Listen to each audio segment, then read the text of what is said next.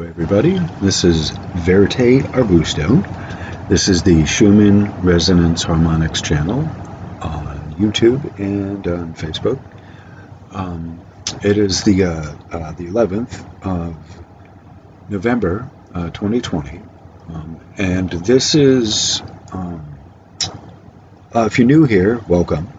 And this is the overall topic is the spectrogram. Spectrograms in general, the spectrogram of the Schumann at Tomsk, which is in Russia, and that is the main visual aid that the majority of people go by when they discuss the Schumann resonances. It's what generally gets called the Schumann. And so further, point C is that I want to talk about other Schumann-related spectrograms that are out there within the reading material that I've come across. I have a number of, if it's not obvious, I have a number of different reading materials that I go through regularly on the Schumann, and a lot of them have images of spectrograms. And so this module here, I've been talking about and dealing with spectrograms in general, and especially how is this relevant is especially so when the Tomsk machine goes down and there's a data void. Boop! And there is nothing available. And so if one is stuck with the data from the Central Italian Electromagnetic Network, CIEN, if you don't know how to read their spectrogram or have a general sense of how to read spectrograms, you will not know, because as you have seen by this point, if you've followed along with the discussion on spectrograms, you've seen I have brought up a number of different spectrograms, and I've talked about the different intricacies of spectrograms, but still on a regular everyday person level. I want to keep this so that it's understood by anyone with a high school diploma. Just say.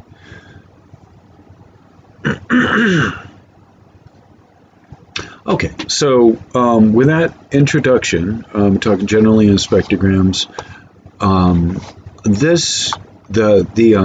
the heading of this next article caught my attention. Does the Ionosphere really hum? By Ciaran Beggan. This is from 2003. Okay. So, again, we're looking at a spectrogram. It's different from the one that we are accustomed to from Tomsk. But by now, you are starting to get be accustomed to the decibel scale, the little color rainbow that is given on the right hand, or perhaps the left hand, but it's given on one of the sides of the chart you're looking at, so you know what the color association is, or as I call it, the flavor. On this side, this is picoteslas here, okay? And this is 0.1, this is supposed to be 0.01, this is 0.001, that's 0.0001, that's 0.000400 there. All right. So what they're telling you is lightning storm between 11 and 18. So 10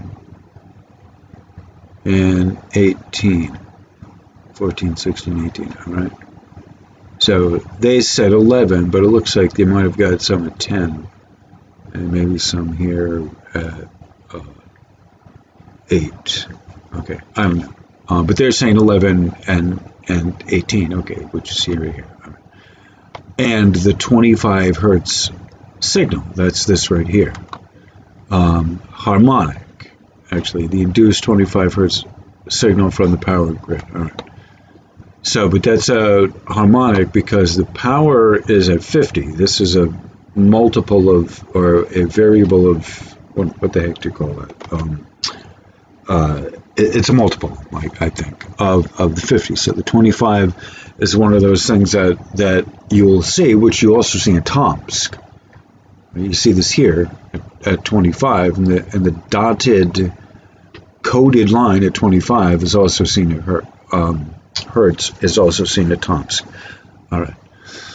Okay, so this is what I wanted to point out. You see the frequency on the bottom here, and you see the time going this way from the bottom up. Okay, the frequency going 0 from the left to the right on the bottom. On top at Tomsk, 0 is here at the top, and then it goes down to 40. Okay. And so this one, they're pretty much cutting off after 40. You're not even really getting anything at 45. All right. So this right here is the strength of the signal. Okay, you got to match it up.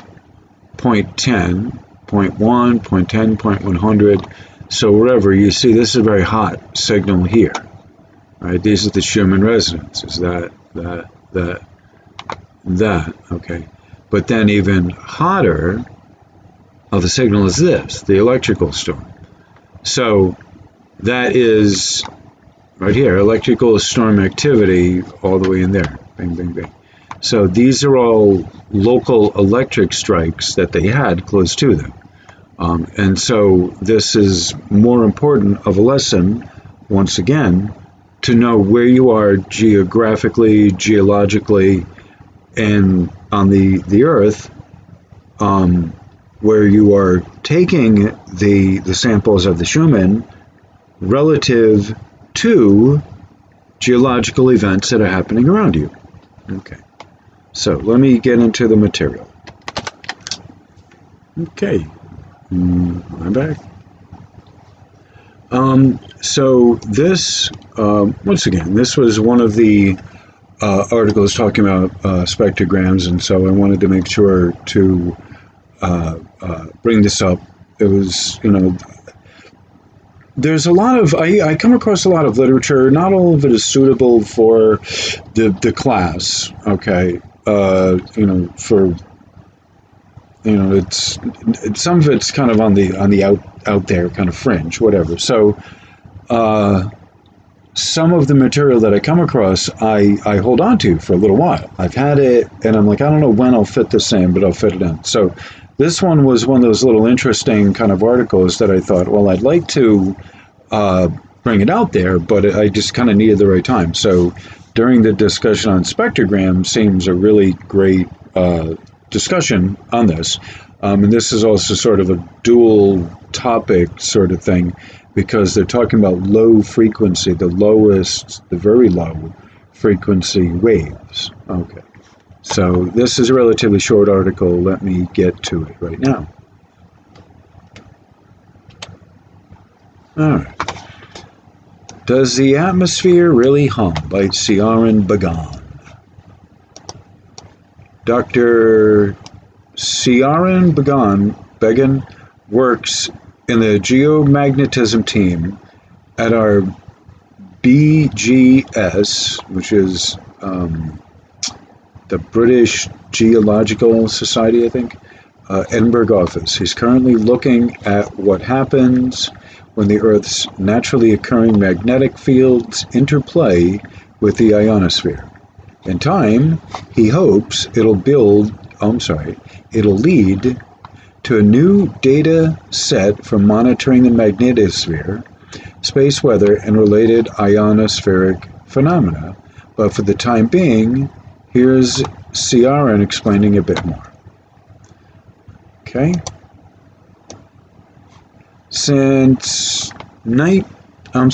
Hold on. Once again. Since 2012, BGS have been running 2 induction coil magnetometers at our geophysical observatory in Eskdalemuir in the Scottish borders. The induction coils measure the very rapid changes of the magnetic field from frequencies of around once per second, 1 hertz, to 50 times per second, 50 hertz. The BGS induction coil webpage shows a set of daily spectrographs, one from the north-south oriented coil, channel 1, and the other east-west oriented coil, channel 2. Spectrograms are images of power at each time during the day for a particular frequency. Okay, and we'll look at that another time.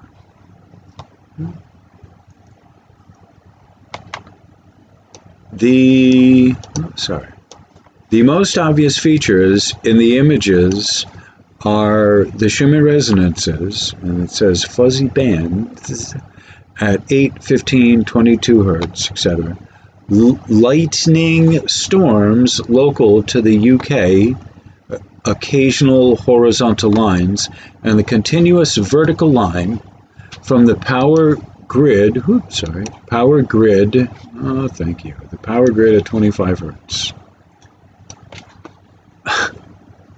The lower power grid at 25 hertz. The lower frequencies below 5 hertz have been damped down to stop them overpowering the much smaller signals between 6 and 50. Here's an example from the 26th April this year. Okay? This is the cover art image that I used right there. However, that does not mean there is nothing of interest at frequencies below 5 hertz. Quite the opposite, in fact. I have been looking at the low frequency data, 0.1 to 10 hertz for the past few weeks, as I am putting together a poster for the National Astronomical Meeting, NAM 2003, in St. Andrews in early July. All right. Next sentence. There are some fascinating effects from the Earth's magnetosphere, the part of the Earth's magnetic field which extends into space, which can produce regular pulsations at low frequencies, around 0.1 to 1 hertz, when it interacts with Sun's magnetic field. Okay? This is a natural response of the magnetosphere when it has been disturbed by a passing coronal mass ejection, for example, CME. Energy from the CME passes into the Earth's magnetosphere, which causes it to vibrate. It's analogous to the vibrations of a bell when struck with a hammer. The images below show some long-lived pulsations recorded on the 2nd April from midnight to around midday, the bright vertical patches between 0.01 and 1. All right, see what they're doing? 1, 2, 3, 4, 5, 6, 7, 8. There's our Schumann, okay? And then we're also seeing some interesting stuff happen around here, okay? And then these are, I forget what they call those, but that's a certain pattern. I'm trying to remember what the heck the name of those are.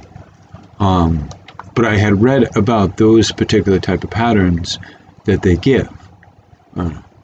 So, as you can see, below 8 hertz, there's a lot of stuff going on. Okay. Other interesting effects can be seen when the magnetosphere is very quiet. At nighttime, a series of oscillations of the magnetic field lines passing through the ionosphere can be detected. They vibrate slowly at 0.5 to 4 hertz in the local evening time, and then over the course of a few hours begin to speed up to 5 to 7 hertz between 4 to 6 a.m. local time, depending on the season. They begin to dissipate as soon as the ionosphere starts to change due to the effect of sunlight on its conductivity.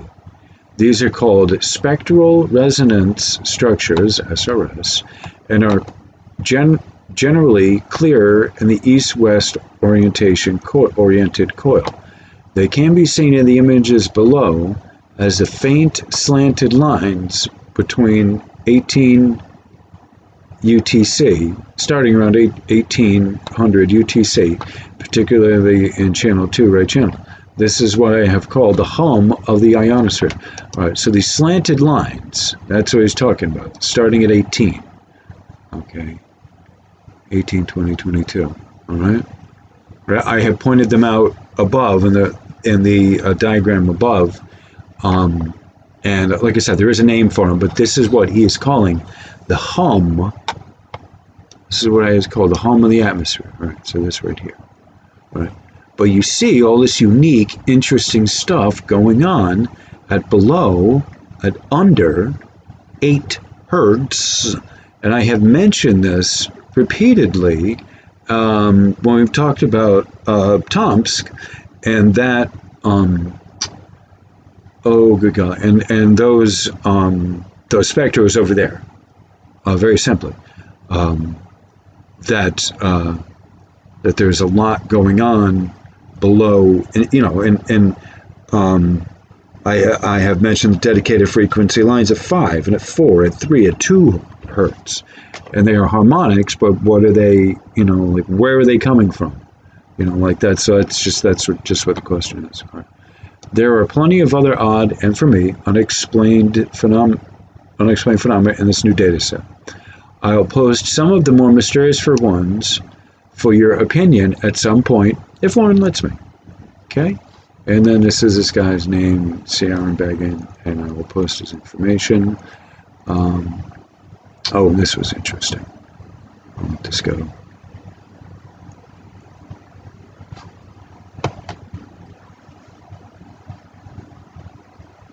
You can see as time is going on, the magnetic field is shrinking, decreasing.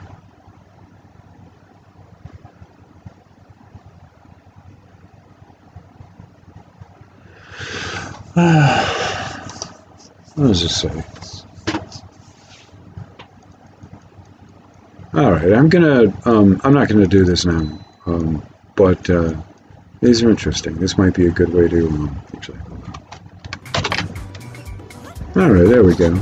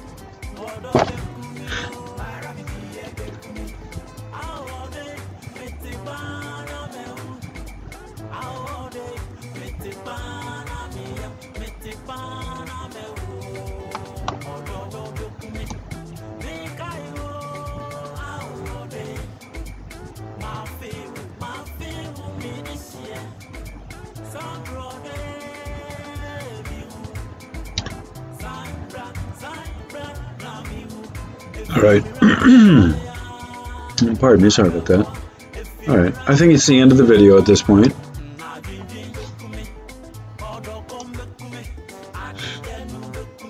But some cheery music might be in order.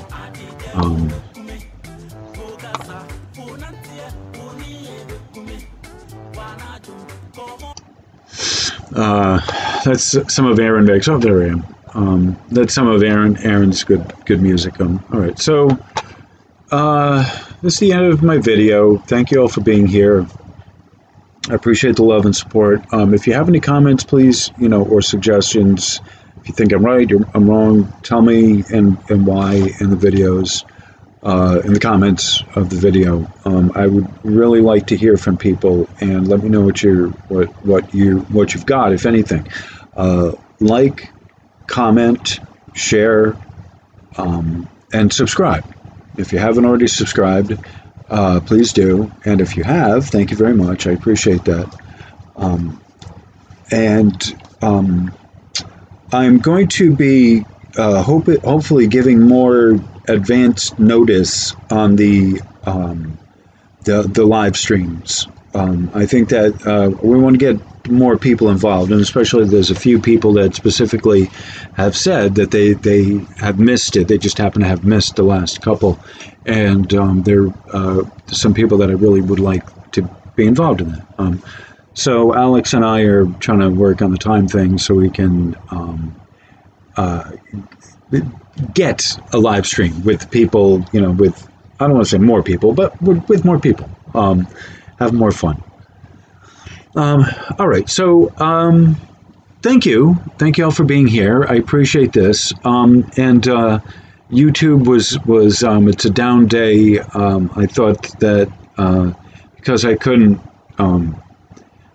veg out and just space out watching other people's videos, it was the universe telling me that you need to get off your ass and make some content for your channel, because there are people that like what you have to say, and you are cutting through a lot of the BS, and there's a lot of really good information that you bring, is what my guides tell me. So that's why it's important for me not just to be a passive observer in this, but actually to make content based on what I come across in my daily readings.